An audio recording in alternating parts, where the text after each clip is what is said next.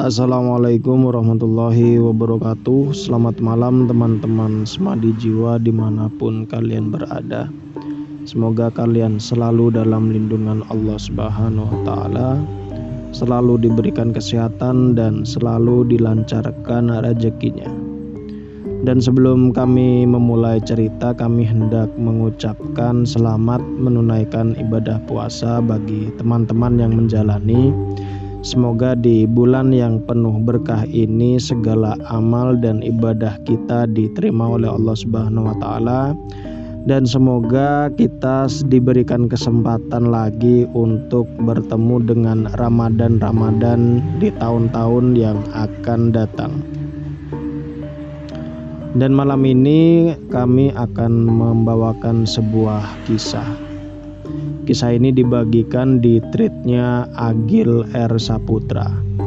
Jadi cerita ini adalah kisah lawas tahun 70-an dan ini kisah nyata dari Pekalongan. Cerita ini tentang seorang pria yang ingin menikahi kekasihnya, tapi wanita yang ingin dinikahinya ini sudah meninggal bertahun-tahun yang lalu.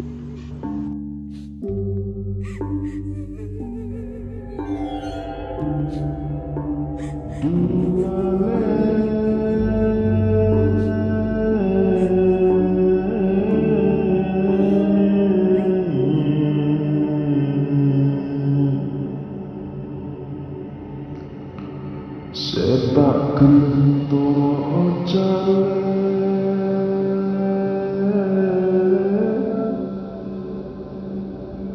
jasalan kakale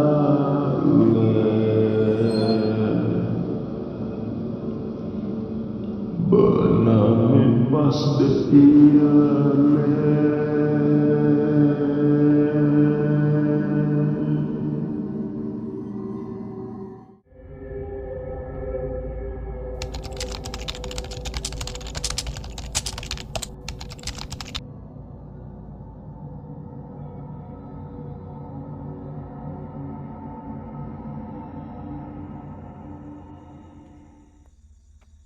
Cerita ini terjadi di Pekalongan di tahun 1970-an. Sebut saja namanya Tami dan Kuncoro. Mereka ini sudah menjalin hubungan sejak SMA, kurang lebih 5 tahun. Mereka juga kuliah di universitas yang sama di Jogja, sama-sama cinta pertama. Mungkin itu yang membuat hubungan mereka ini awet. Saat beberapa semester Tami kuliah, kabar buruk ayahnya meninggal. Tami yang sangat mencintai Kuncoro saat itu sempat memaksakan untuk tetap kuliah karena ingin selalu berada di dekat Kuncoro. Tapi karena desakan perekonomian keluarga Tami yang memburuk, terpaksa dia harus berhenti kuliah. Tami yang dulu hidup sangat berkecukupan waktu itu bangkrut hingga harus pindah di rumah kontrakan karena ibunya terlilit hutang.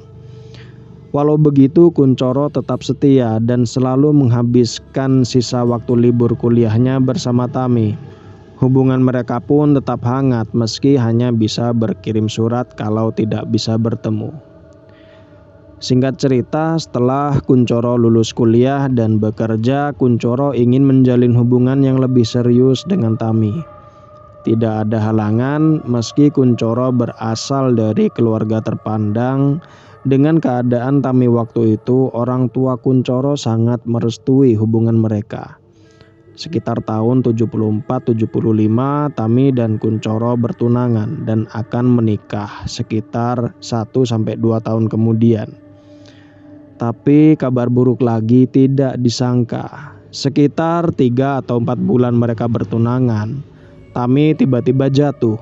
Tami ini jatuh saat mencuci pakaian di sumur belakang rumahnya. Kuncoro yang dikabari 1 jam setelah kejadian itu langsung tergopoh-gopoh menuju rumah Tami. Tapi Tami sudah dilarikan ke rumah sakit. Saat Kuncoro sampai ke rumah sakit, betapa kagetnya dari mulut pintu kamar pasien, dia melihat perawat hendak menyelimuti seluruh tubuh Tami. Nyawa Tami sudah tidak tertolong. Saat itu Kuncoro sedih lari memeluk tubuh Tami.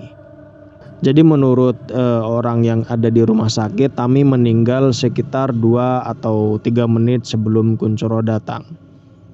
Kuncoro saat itu menangis berurai air mata. Dia bilang, "Kamu gak akan mati, Tami. Kita ini sudah janji," gitu kira-kira kata Kuncoro. Tapi sepahit apapun kenyataan tetaplah kenyataan. Menurut diagnosa dokter, Tami mengalami pecah pembuluh darah di bagian otak.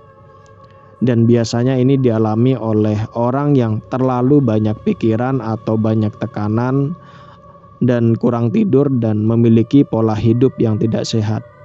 Kuncoro tahu hal itu karena Tami ini selalu berkeluh kesah di suratnya tentang dia yang harus ikut menanggung segala hutang puluhan juta dari kebangkrutan setelah ayahnya nggak ada.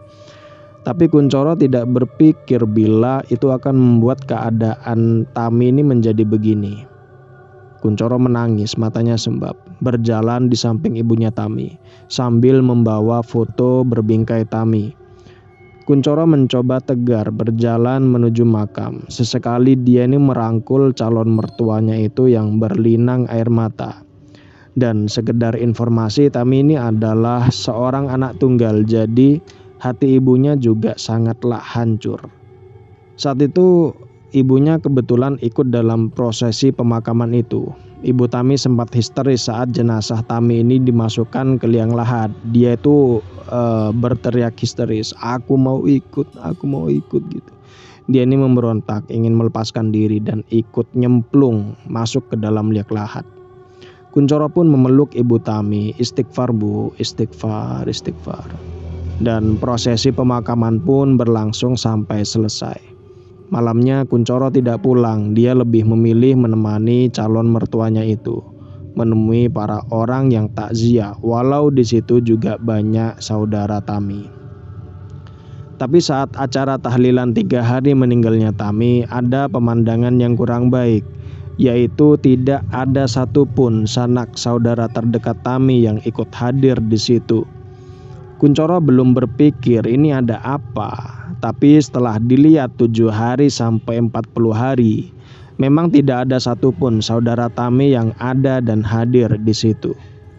Kuncoro tidak tega melihat ibu Tami dibegitukan, dan di malam hari saat suasana tidak begitu ramai, Kuncoro mencoba mendekati ibu Tami sekedar menenangkan. Ibu Tami memang terlihat banyak melamun setelah meninggalnya Tami. Kuncoro memang sangat dekat dengan ibu Tami. Sambil memijat bahunya, Kuncoro ini bilang, "Sudah bu, jangan merasa kesepian. Kuncoro ini kan juga anak ibu." Ibu Tami saat itu menghela napas panjang dan bilang, "Iya le, ibu ngerti." Kuncoro pun tanya, "Bu, ini sampai 40 hari ini kok nggak ada saudara yang datang ke sini?" Dan akhirnya ibunya cerita, dulu keluarga Tami ini cukup kaya dan sukses. Tapi sejak ayah Tami meninggal, mereka jadi bangkrut sampai harus jual rumah dan tinggal di kontrakan. Itu pun hutangnya belum lunas. Tidak tahu juga apakah penyebabnya, tapi setelah keluarga Tami bangkrut, semua sanak dan saudara yang notabene orang-orang kaya ini juga kesannya seperti menjauh. Dan kembali ke cerita, di percakapan itu Kuncoro mencoba mencari tahu berapa sisa hutang keluarga Tami. Dan setelah tahu nominalnya adalah sekitar 30 jutaan. Dan kalau di tahun itu mungkin 30 juta itu sangat banyak ya. Nah saat itu Kuncoro bertekad dalam hati ingin membantu melunasi hutang itu. Setelah kematian Tami, seperti tidak ada yang aneh dalam diri Kuncoro, dan tetap dia ini menyempatkan diri menjenguk ibu Tami di rumahnya. Dan di sela-sela kerja, Kuncoro kini bekerja sebagai kontraktor. Tekad dalam hatinya untuk melunasi sisa hutang tetap ada. Dulu dia sempat mencari informasi kepada siapa saja keluarga Tami ini punya hutang. Dan lalu dia datangi satu persatu dan melakukan janji tertulis bahwa dialah yang sekarang menanggung hutang itu. Kuncoro mulai mencicil satu persatu hutang itu hingga lunas beberapa tahun kemudian. Kuncoro kini sukses, tapi beberapa teman Kuncoro mulai tahu keanehan-keanehan dalam diri Kuncoro yang mungkin selama ini tidak banyak yang tahu. Jadi Kuncoro ini sering membeli pakaian-pakaian wanita secara diam-diam, walau sebenarnya teman-teman dan keluarganya tahu, tapi mereka mendiamkan atau pura-pura tidak tahu. Tapi makin kesini Kuncoro mulai semakin aneh. Tadinya Kuncoro ini yang tertutup menjadi vulgar. Setiap dia habis membeli pakaian wanita selalu diperlihatkan ke temannya atau keluarganya dan bilang, "Bagus kan ini, Tami pasti suka ini," gitu dia bilang. Dan di setiap malam minggu Kuncoro selalu nongkrong di depan stasiun radio di Pekalongan, yang mana dulu tempat itu adalah tempat Tami dan Kuncoro pacaran saat SMA. Dia juga sekarang sudah jarang ke rumah Tami. Pelan-pelan orang di sekitarnya mulai menyadari bahwa kini tatapan mata Kuncoro ini kosong, seperti orang yang kena gangguan jiwa. Dan setiap bertemu teman atau orang sekitarnya dia selalu bercerita tentang Tami. Seperti misal, "Wah, tadi saya makan bakso di sana sama Tami, enak loh," gitu. Seolah-olah dia ini masih bertemu Tami setiap hari. Setiap kali diingatkan kalau Tami sudah meninggal, Kuncoro selalu marah, menundukkan kepalanya dan pergi berjalan sambil menggerutu tidak jelas. Walaupun begitu, Kuncoro sekilas tetap seperti orang normal. Dia juga tetap bekerja. Teman-temannya yang iba akhirnya kadang menanggapi omongan Kuncoro. Misal ditanya, "Loh, kamu kenapa kalau ngapel malam minggu malah di depan stasiun radio bukan di rumah Tami?" Dan Kuncoro bilang, "Tami itu kalau ketemu maunya jalan-jalan. Nanti kami sudah nikah, gak akan ada banyak waktu untuk kami berdua jalan-jalan." Setiap pertanyaan itu diulang oleh orang yang sama dan Kuncoro juga tetap menjelaskan seolah-olah orang itu belum pernah bertanya. Dan berikut ini adalah cerita dari teman dekat Kuncoro tentang tempat menjemput Tami. Sebut saja ini adalah Yono. "Saya adalah teman SMA Tami dan Kuncoro. Kebetulan kami juga satu desa. Memang sejak Tami meninggal, Kuncoro ini jarang berbaur. Awalnya saya kira dia sibuk bekerja, tapi beberapa tahun belakangan dia ini sering sekali nongkrong di kampung. Tapi dengan perangai yang berbeda. Sekitar seminggu dia ini menjadi perbincangan di desa karena kelakuan-kelakuan anehnya. Semua warga pun tahu kalau Kuncoro ini sepertinya stres. Setiap malam minggu dia selalu keluar dengan motornya dandan rapi, dan habis maghrib dia menyempatkan diri untuk mampir ke tempat-tempat biasanya anak-anak muda kumpul. Dan setiap jam 7 dia selalu pamit untuk ngapel dan menjemput Tami. Seperti itu selalu berulang setiap malam minggu. Makin kesini saya jadi penasaran dan di suatu malam minggu saya iseng nyoba untuk membuntuti Kuncoro. Di mana dia ini kalau jemput Tami, di mana lokasinya. Sedikit lucu tapi jujur saya sangat iba sama dia. Nah, saat itu dengan motor pinjaman dari paman saya buntuti Kuncoro. Tapi di perjalanan saya bingung karena jalan itu menuju rumah Tami yang dulu katanya sudah disita bank. Tapi setelah melewati rumah itu bukannya berhenti, tapi Kuncoro malah jalan terus menuju ujung desa. Saya ikuti terus sampai akhirnya dia berhenti di depan gapura sebuah makam, yang mana itu adalah makam tempat di mana Tami dikuburkan. Di jarak kira-kira 20 meter, saya melihat Kuncoro seperti terlibat percakapan kecil sebelum akhirnya dia jalan lagi. Seketika bulu kuduk saya saat itu merinding, saya pun putar balik dan pulang. Di kampung ternyata teman-teman sudah menunggu jawaban saya tentang di mana Kuncoro menjemput Tami, dan setelah saya ceritakan semuanya kaget dan bingung. Bingung antara Kuncoro ini gila atau memang Kuncoro memang menjalin hubungan dengan Tami yang sudah meninggal bertahun-tahun lalu. Dan berikut ini adalah pengakuan cerita dari saksi yang lain. 6 tahun sudah sejak Tami meninggal dunia, tapi Kuncoro semakin aneh. Entah itu gangguan jiwa atau memang Kuncoro benar menjalin hubungan dengan arwah Tami. Sangat sulit disimpulkan karena di satu sisi Kuncoro seperti orang normal. Catatan medis juga sempat ditempuh dan diagnosanya Kuncoro cuma delusi. Tapi di lain sisi ada beberapa orang yang bersaksi melihat lelembut yang menyerupai Tami. Sebut saja namanya Fatah. Cerita tentang keanehan Kuncoro sudah menjadi rahasia umum, tapi tidak ada satu orang pun yang berani menggunjingnya. Karena di desa Kuncoro adalah anak dari keluarga terpandang dan disegani. Saya adalah salah satu orang yang bingung untuk menyimpulkan bahwa antara Kuncoro itu gila. Soalnya dari luar dia masih seperti orang normal pada umumnya. Dia bekerja, ikut kerja bakti dan kegiatan-kegiatan masyarakat. Kebetulan juga rumah kami bersebelahan. Tapi di sisi lain saya bisa dibilang orang yang paling sering melihat atau mendengar keanehan dalam diri Kuncoro. Sedikit mundur ke belakang, saat itu untuk pertama kalinya saya menyaksikan keanehan itu. Jadi jendela kamar saya dan Kuncoro itu bersebelahan, bahkan saling berhadap-hadapan. Hanya tersekat jalan setapak di antara rumah saya dan Kuncoro.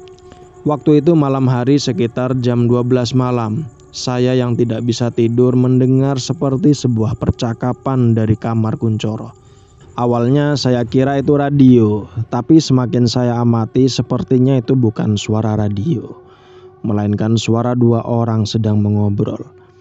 Saya tidak begitu tahu apa isi percakapan itu karena suaranya lirih dan suara lawan bicaranya seperti hanya berbisik. Saya yang penasaran mencoba mengintip, membuka jendela sedikit demi sedikit dan ternyata benar. Ada dua orang sedang berbincang tapi dengan nada berbisik. Sesekali ada suara tawa yang ditahan.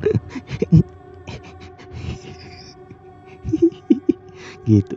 Nah, di situ saya langsung bergidik takut.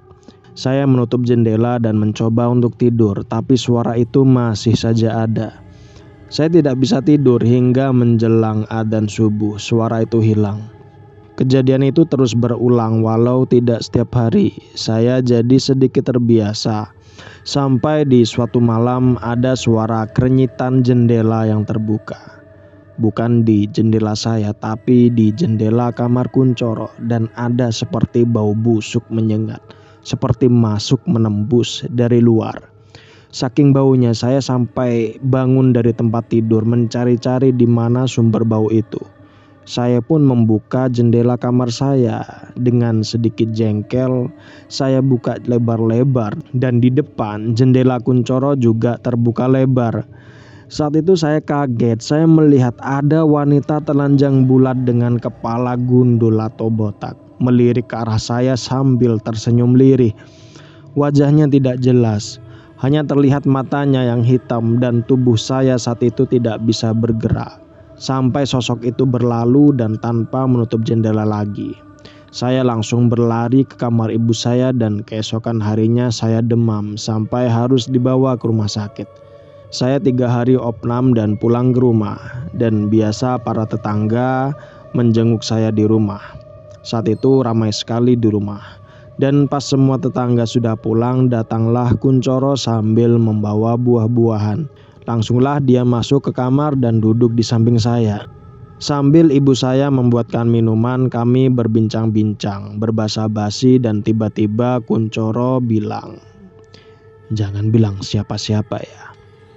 Yang intinya Kuncoro bilang jangan bilang ke siapa-siapa kalau kemarin malam Tami ke rumah Kuncoro dan masuk lewat jendela. Dengan gugup saya menganggukkan kepala saja dan tiba-tiba Kuncoro pamit pulang. Ibu saya yang sudah membuatkan minum basa-basi bilang, "Kok buru-buru amat Mas Kuncoro ini diminum dulu." Tapi Kuncoro bilang, "Sudah Bu, gak usah repot-repot. Saya udah keburu mau belanja buat keperluan nikah saya." Dia sambil berjalan pergi.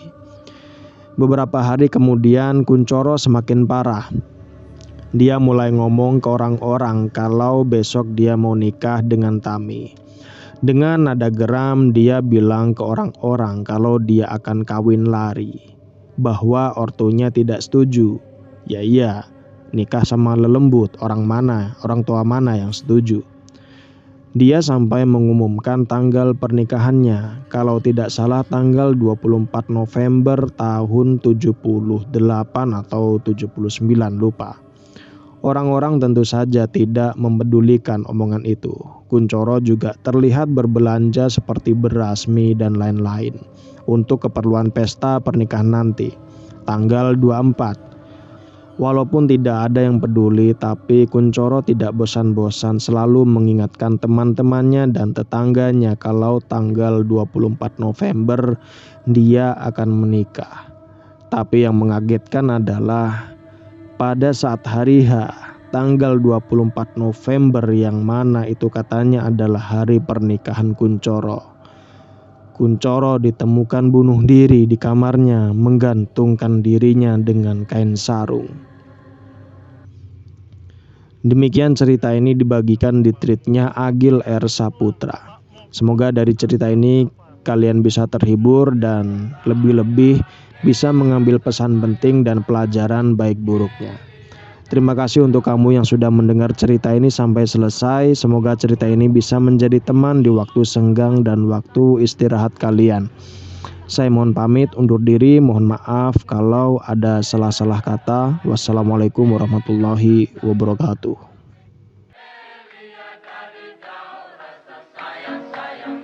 Sibuk-sibuk angin utara, tarik layar dalam perahu. Jangan tersibuk, tak angkat mata, lihat si Nona sudahlah jauh.